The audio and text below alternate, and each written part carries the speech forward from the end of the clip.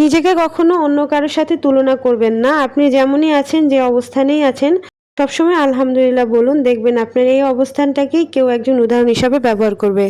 আসসালামু আলাইকুম এভরিওয়ান, কেমন আছেন আপনারা সবাই? আই হোপ সবাই খুব ভালো আছেন, আমিও খুব ভালো আছি। তো চলে আসলাম নতুন দিনে নতুন একটি ব্লগ নিয়ে। আশা করি ভিডিওটি সবার কাছে ভালো লাগবে এবং কে কোথা থেকে ভিডিওটি দেখছেন অবশ্যই জানাবেন। তো এটা ছিল গতকালকের ভিডিও। গতকালকে আমি দুপুর থেকে রাত পর্যন্ত সারাদিন কি করলাম সেটা আপনাদের সাথে শেয়ার করব। সকাল সকাল আমি নাস্তা করার পরেই দুপুরবেলা মুগ ডাল আলু দিয়ে রান্না করেছিলাম, তো সেটাই বসিয়ে দিলাম। মুগ ডালটাকে আমি ভেজে রান্না করতে পছন্দ করি। আমি আগে মুরগিটাকে কষিয়ে নিচ্ছি, দেখতেই পাচ্ছেন, মশলা দিয়ে সব কিছু দিয়ে অ্যাজ ইউজুয়াল যে মশলাগুলো লাগে দিয়ে কষিয়ে নিলাম। তারপর আমি এটার সাথে মুগ ডাল আর আলু দিয়ে ভালো করে নেড়ে এটাকে দমে রেখে দিব, মানে মাঝারি আছে রেখে দিব। এর মাধ্যমেই মাংসটা হতে থাকবে।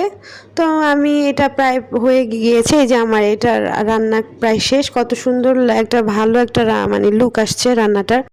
তো তারপর আমি দুপুরবেলা গোসলের আগে আমি ভাবলাম যে আমার বেসিন এরিয়াটা তো খালি খালি অনেক দিন, তো এটাকে আমি একটু হালকা পাতলা ডেকোরেট করি। তো আমি দোকান থেকে নিয়ে আসছিলাম, মার্কেট থেকে আমি এই যে লিফগুলো নিয়ে আসছিলাম আর্টিফিশিয়াল, এগুলো দিয়েই আমি একটু ডেকোরেট করে নিলাম। এখন দেখতে ভালো লাগছে। আর সামনে একটু মানি প্ল্যান্ট গাছের একটা চারা রেখেছিলাম। তারপর আমি এটা গোছানোর পরে আমি আমার আবার একটা গাছ ছিল এই যে গ্লাস জারে, তো এইটার মধ্যে আমি এই গাছটাকে একটু ধুয়ে আমি এটা এই পানিটা চেঞ্জ করে দিলাম, স্টোনগুলো ধুয়ে নিলাম।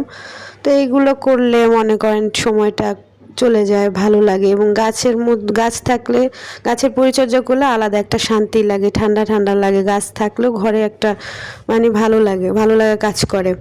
তো এর মধ্যে আমি আবার গোসল করে দুপুরে লাঞ্চ করে বাবুকে আবার বিকেল হয়ে গিয়েছিল, বিকেলের পরে ও আবার ঘুমায় না বিকেল, তো একটু খেলাধুলা করছিল, ওর সাথে আমি সময় দিলাম।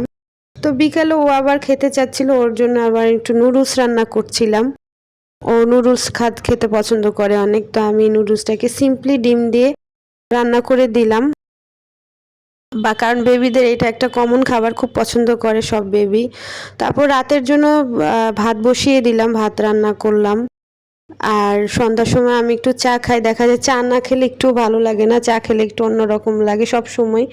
যেদিন চা না খাই কেমন যেন মনে হয় যে কি জানি খাইনি। তো আমি এই চাটা বানিয়ে নিলাম। চা বানিয়ে নেওয়ার পরে বিস্কিট দিয়ে চা খেয়েছিলাম। তো তারপর রাত হয়ে গেল, রাতের ডিনার খেলাম। কালকে আবার আর্জেন্টিনার খেলা ছিল রাতের 11টার সময়, তো রাত্রেবেলা ঘুমের আগে খেলাটা দেখলাম। আমি আর্জেন্টিনা সাপোর্ট করি না, তবে মেসির খেলা ভালো লাগে, তাই আমি খেলা দেখি। এবং ওয়ার্ল্ড কাপের সব ম্যাচই কম বেশি দেখা হয়, ভালো লাগে ফুটবল খেলা দেখতে। তো এটা ছিল কালকের সারাদিনের একটা ছোট্ট ব্লগ। কেমন লাগলো ব্লগটি সবাই জানাবেন। দেখা হচ্ছে নেক্সট কোনো ভিডিওতে। টিল দেন টেক কেয়ার, আসসালামু আলাইকুম।